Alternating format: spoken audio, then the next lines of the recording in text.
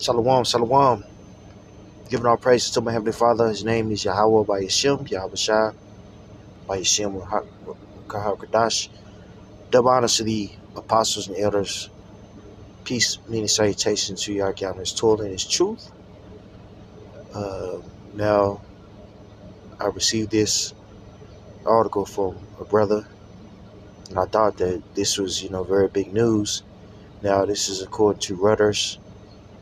It says Biden allows Ukraine to use U.S. arms to strike inside Russia. It says Washington, November 17th, which I believe is today. That's today. It says President Joe Biden's administration has allowed Ukraine to use U.S.-made weapons to strike deep into Russia, two U.S. officials in a source familiar with the decision said on Sunday, in a significant reversal of Washington's policy in the Ukraine-Russian conflict. Ukraine plans to conduct its first long-range attack in the first coming days, the sources said, without revealing details due to operational security concerns. The moves come 2 months before President-elect Donald Trump takes office on January 20th and follows months of pleas by Ukrainian President Vladimir Zelensky to allow Ukraine's military to use U.S. Weapons to hit Russian military targets far from its border. The change comes largely in response to Russia's development of North Korea ground troops to supplement its own forces, a development that has caused alarm in Washington and Kiev, which is the capital of Ukraine. A U.S. official and a source familiar with the decision said. So today you have the uh, Biden administration allowing uh, basically Ukraine to use uh, American, American artillery in this war. And it's not just they've been using artillery, but they're using more deadlier forces, looking to long-range missiles, which you know, could devastate a city, and cause many casualties. And this news came after, news came out that, Russia, you know, uh, has deployed, North Korean ground troops. I believe like 10,000 of them, inside this war. So this war in Ukraine, in Ukraine versus Russia, it's heating up. You know what I mean? And this could lead to, World War III, which we know that this will be a catalyst, according to prophecy, to World War III. Okay, it says Zelensky said in his evening address that the missiles would speak for themselves. Today, many in the media are saying that we have received permission to take appropriate actions. He said, but strikes are not made with words. Such things are not announced. The White House and U.S. State Department declined to comment. There was no immediate response from the Kremlin, which has warned that it would see a move to loosen the limits on Ukraine's use of U.S. Weapons as a major escalation. Now check this out. Vladimir Borev, probably slaughtered that, but what do you want me to do? First deputy head of the Russian upper House International Affairs Committee said Washington's decision to let Kyiv strike deep into Russia could lead to World War III. Okay, so with these, long range weaponry, Ukraine is able to strike deep into Russia. Threatening its infrastructure, not only its infrastructure but people, which they're saying this guy that's the first deputy head of Russian Upper House International Affairs Committee, Vladimir Hanbrovich, said, look, this could lead to World War III. Okay, so things are getting more and more interesting. And this is what we need, okay? This is what we need. We need things can escalate so we can get the heck up out of here. We need all chaos, to ensue so we can,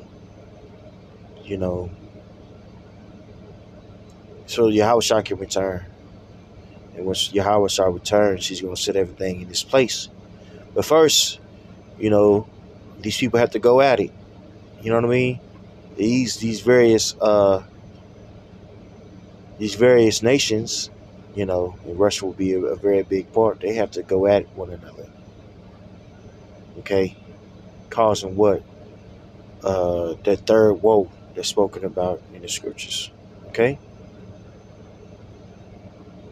This is Revelation 11 and 14. The second woe is past, and behold, the third woe cometh quickly. All right, and that third woe, it's going to see. You're going to see new technology. You're going to see,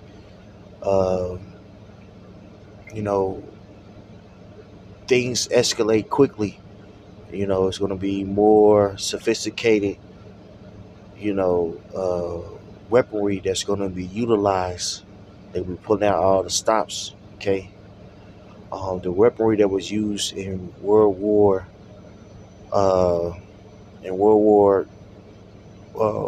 One is spoken about in Revelation, the 9th chapter. Okay. Let's talk about it. Let's talk about how grimy and gritty, World War One was. Okay. All right. We can read all this. It says Revelation 9 and 5. It says, to them it was given that they should kill. Matter of fact, let me read up. I'm sorry. Let me read up. Okay. It says Revelation 9 and 3, getting straight to the point. And there came out of the smoke locusts upon the earth, and unto them was given power as the scorpion of the earth have power.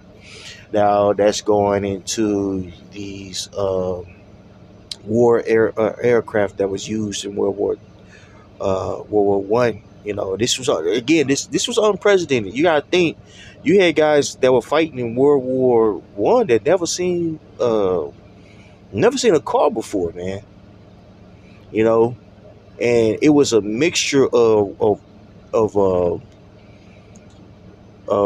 modern warfare tactics versus older warfare tactics. That's why they there's fighting in the trenches and things of that nature. Those trenches, that's what they would make in the 1800s, late 1800s, early 1900s, when it was just simple guns, but with World War One, man, World War One and Two, man,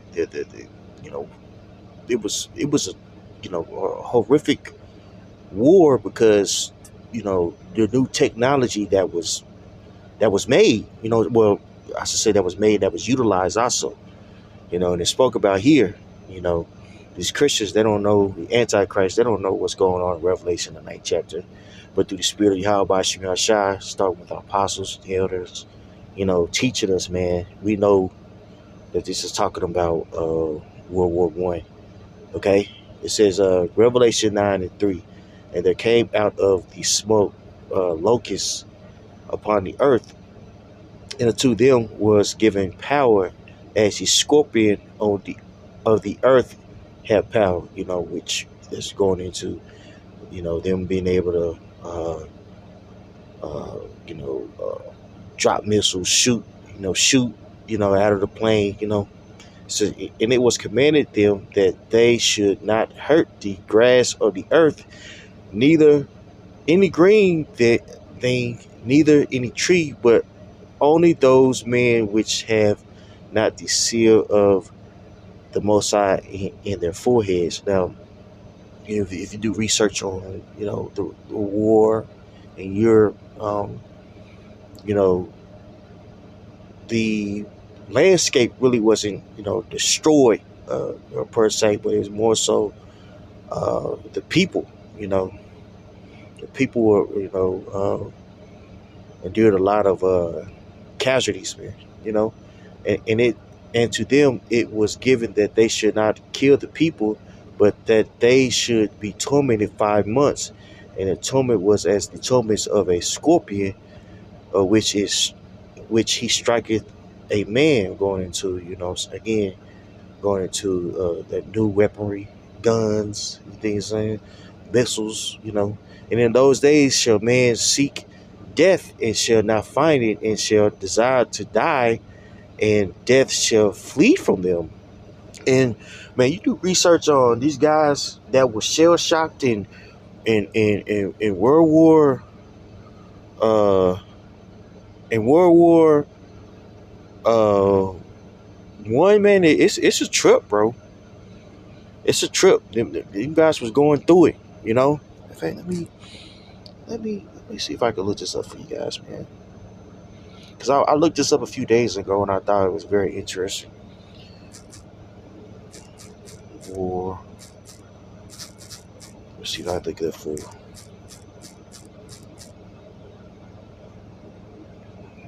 Shell shock. Shell shock. Yeah. Yeah, that's exactly what I watched too. Sorry about that, guys. Let's see if I can play this for you all. Client relationships are key, and thanks to HoneyBook, I can organize operations. Sorry about that, but yeah.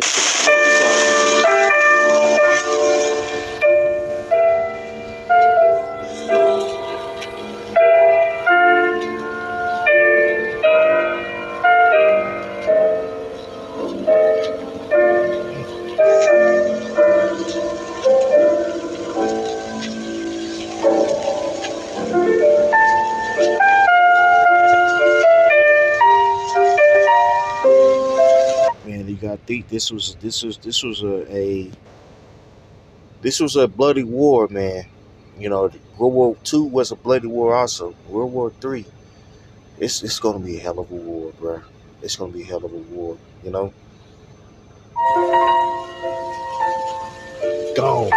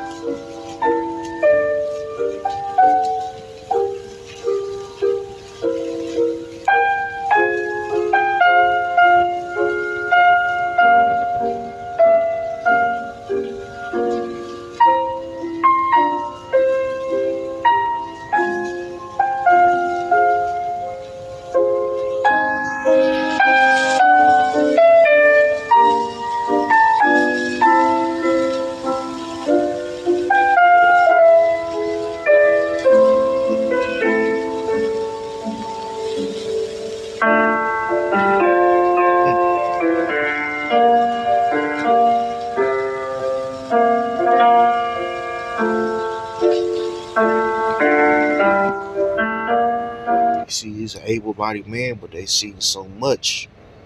It bugged them out. The guys in these trenches and things of that nature. Man, they ready to perish, but shoot, none saved them.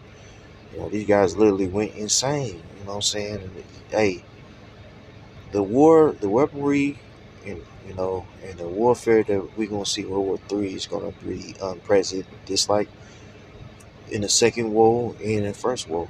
Okay, let's go back to the scriptures. Uh, Revelation 9 and 7. The shapes of the locusts were like unto horses prepared unto battle, and on their heads were as it were crowns like gold, and their teeth were as the faces of man. Now, this is going into those, again, it's going to those, I want to use the wrong, word for it, but basically the World War One aircrafts, on the aircrafts they had the fighter. There you go, the fighter jets. They had the paints on it, things of that nature. You know what I mean? This is what that's going into. See if I could World War One. I'm just freestyling now for this. World War One fighter jet, fighter planes, fighter jets. Hopefully they have some. This is what they look like. You know.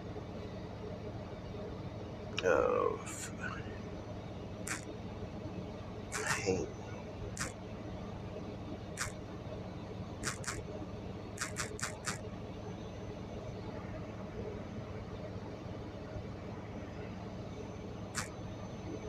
One fighter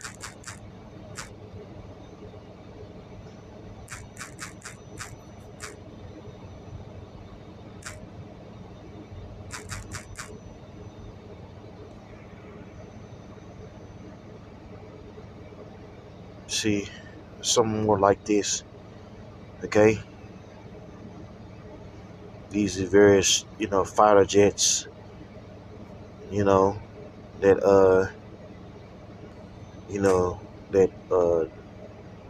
that John seen. Okay, right, going back to it, says, and the shapes of the locusts were like unto horses. You see how they was very narrow in the front, prepared unto battle. On their heads were as it were crowns like gold, and their faces were as the faces of men. And they had hair as the hair of women, and their teeth were as the teeth of lions. And they had breastplates, and their breastplates of iron, and the sound of their wings were as the sound of chariots of many horses running to battle, going into the wings of the fighter jet. So this is this is Paul John trying to explain what a fighter jet looks like um with his knowledge of the time. So he's like, man, this is like a locust, with it sound like chariots, with wings on it. It sounds crazy, far-fetched, but no, he's seeing modern technology. You know what I mean? He's seeing a vision of the future, and that vision was World War One. You see what I'm saying? Okay, and this is this is something similar we're gonna see soon, where we understand what's going on. Because we're living in a time of great prophecies. So even with the weaponry of the times being new in World War One, we're gonna see new weaponry in World War III. And they got some stuff. AI is gonna play a huge factor in it. It's going to be a very, very wild time when things get to its height of escalation when it comes to warfare, and countries are going to be greatly affected, you know. And again, we need these things to happen. We need, you know, it to get crazy out here, in order for, Yahushua to return. So these nations have to fight one another. Because in the midst of these nations fighting one another, who's going to return? Yahushua. Let's see if I get that for you guys. Here's 13. Let's see. Yeah. Let's see here. 13 or 14. Could be 14. Let me look this up for you guys.